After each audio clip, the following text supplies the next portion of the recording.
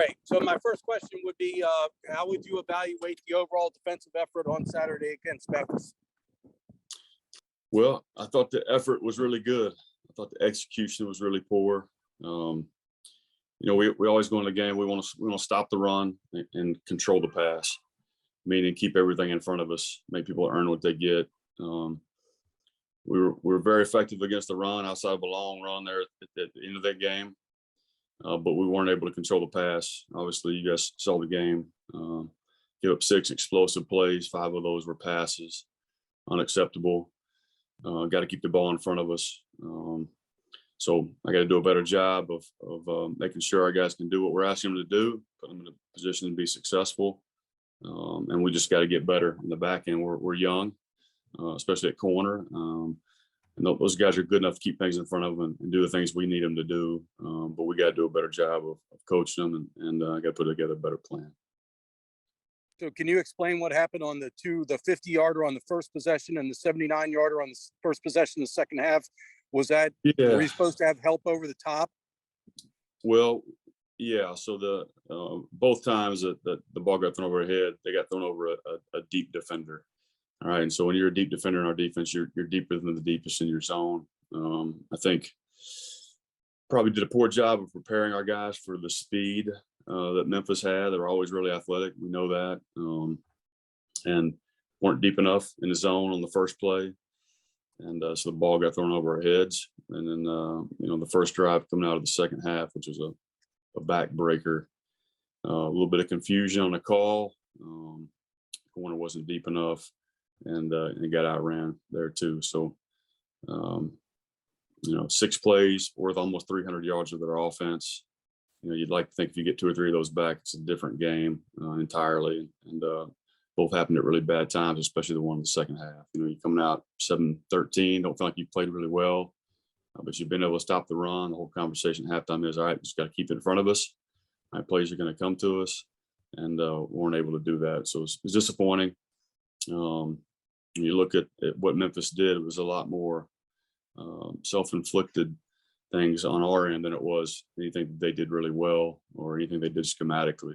So that's always disappointing, and but back to the drawing board. I still believe in this football team. I believe in this unit. I think we got a chance to be really good. I think we're really close, but you can't give up those X plays. We know that. Something we talk about around here all the time.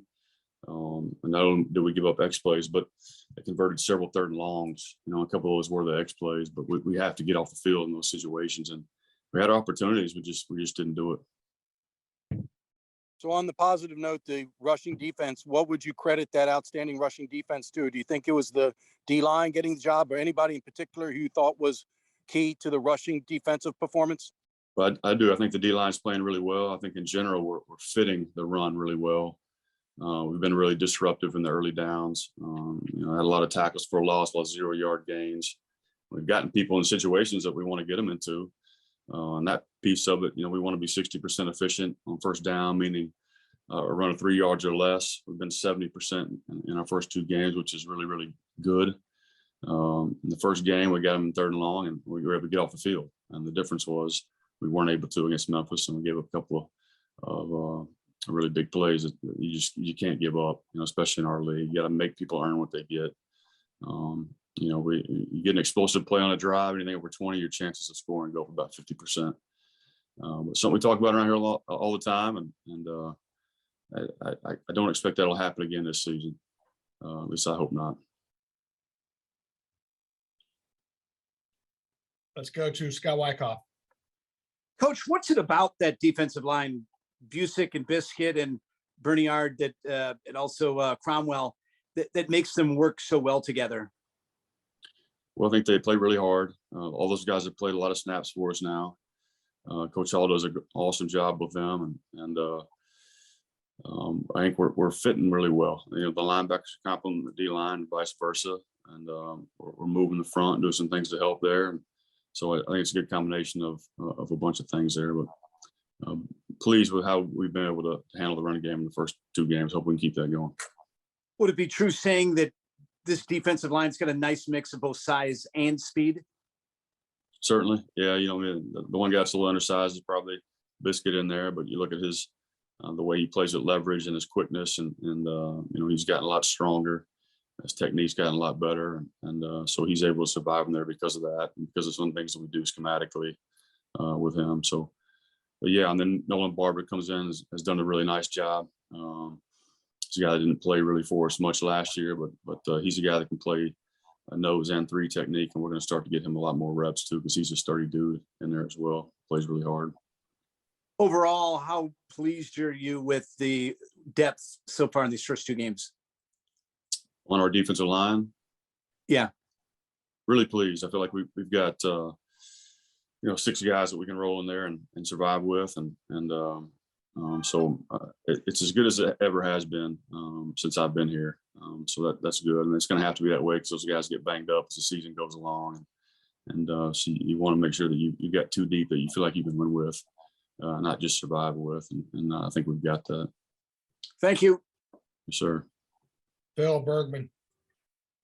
Coach Niumatalolo was telling us yesterday that Colin Ramos is a kid who has been grading really well and doing a lot of the little things right. What have you seen out of him? The thing with Colin is he prepares as well as anybody on our defense. Practices really hard, watches a ton of film, plays with his eyes in the right spot, and he plays really hard. He's a competitor, and he's got a lot of things that he can't coach too. He's got some natural instincts, some things like that. He's able to diagnose plays really quickly. You know, and Diego was a lot like that as well, but plays really hard, and he's probably playing as well or better than anybody on our defense right now. So really pleased with Colin. I wanted to learn a little about Marcus Moore. He's a backup at 2 separate positions. He saw the game against Memphis. Do you like his versatility out there? Yeah, Marcus is a really smart player. We're able to move him around a little bit, kind of a utility knife back there. And the reason he's gotten himself on the field is just his preparation as well. And his football IQ is really high, and he's done some good things. But another guy that we need to keep bringing along, keep getting better. And the more reps he gets, the better he'll get too. You talk a lot about running the ball, and you talked about the mistakes that you've seen, but how overall has the team been getting to the ball and doing what you like in that respect? Really good. I think it can be better. I'm a stickler for that. You know, we talk about the elite effort piece around here all the time as being an equalizer for us, and want to do that better than anybody else in the country. And I've been really pleased with the effort, Scott. I think it's really good. I think you turn on other games in college football, there's not many people that run the ball like we do. And you know, it can cover up mistakes, allows us to play another down. And you know, that's what we're all about here. That's what's going to help us win games, and our players know that, and they're bought into that, and they play hard for each other. What's the biggest focus over both the bye week and then heading into ECU for you guys? Yeah, just getting better at what we do, getting back to the fundamentals and correcting the mistakes that we made in the first couple of weeks, and just working on ourselves for the most part, Scott, and getting a little East Carolina in there in the process. It's good to have a bye week and get a little head start on those guys too. You mentioned speed of Memphis. Is that the most difficult thing to replicate in practice? Is that actual game speed? It is, you know, and then during practice, we do very little crossover at this point with the offense. And so the work that you get is going against a scout team. Not to take anything away from those guys. We got some really good athletes over there on the scout team, but you don't always get a 100-mile-an-hour look. Guys that can really roll and take the top off the coverage. And so I got to do a better job making sure we're prepared for that when we see it. And I think it was a little bit of maybe a little bit of a shock to our guys. I know Coach Ken had mentioned this, kind of tough going into a bye week off a couple losses because you want to get back out there and play a game. No question. It puts such a bad taste in your mouth, especially when you felt like you didn't perform as well as you certainly should have. And so as much as we need it, Scott, I wish we were playing again. I'd much rather have a bye week after a win than after a loss, because you're right, it lingers on. I still haven't gotten over it, and probably won't until we play our next game. But that's kind of the nature of it. But yeah, it's good to have a bye week. We need it. We need to go out and get better at a lot of little things, and we'll take advantage of it. But yeah, I can't wait to get back on the field and put this one completely behind us. All right, thanks. Yes, sir. All right, we'll go back to Wagner, give him another chance. So Brian, based on Tim Crampsey's rantings in the press box, he kind of was indicating that they'd schemed you up a little bit and had found some tendencies of defensive calls you made in certain situations. Do you have to go back and make sure that you're not predictable? Yeah, I always do that, Bill. We're always doing our self-scout stuff, and I think Crampsey thinks a little higher of himself than maybe he should. A lot of that wasn't scheme; it was guys are running by guys, things like that. So, I got a lot of respect for Tim Crampsey professionally. I think he's just done a good job at all the places he's been. Don't know him on a personal level, so disappointing to hear what happened up there. Obviously, I didn't hear it during the game, but yeah, it's just disappointing. But it is what it is. I got more important things to worry about than Tim Crampsey. So, but yeah, it's something we're always looking at. I tried to be unpredictable, and I don't think we were. I think they max protected the drop 8 probably 35 times in the game. So if that's predictable, then I don't know. One thing I noticed in the stats, Will Harbor had 1 tackle. He's an inside linebacker, which is usually a position that makes a lot of tackles. Were they doing a great job of getting a hat on him, or did he get injured and have to come out, or what happened there? Or No, is it just the fact that? Yeah, he didn't play quite as many snaps this week, and when he did play, I thought he played really well. Sometimes it's just nature of the game. Sometimes the plays come to you, sometimes they don't. But I thought he played really well. He needs to play more snaps than he probably did on Saturday. What about Gibbons? I thought he played well. He did. He did some good things. Gave it the one long ball and the one explosive play. But we should have been in the middle of the field. But outside of that, he did some good things, and I think he's playing well. And he's another guy that will just continue to get better. Thank you, Coach. You got it. Go back to Phil Bergman.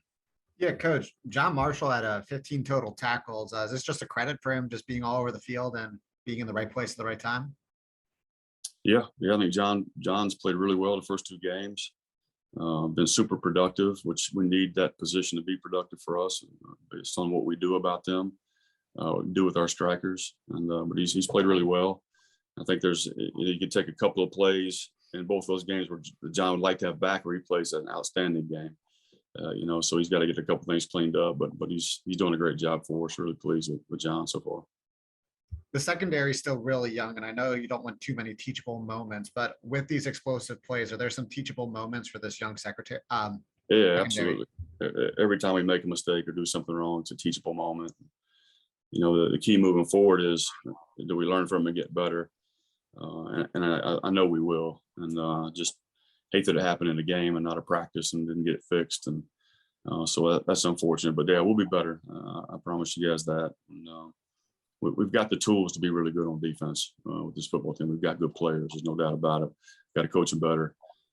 We got to give them a better idea of what to expect on Saturdays.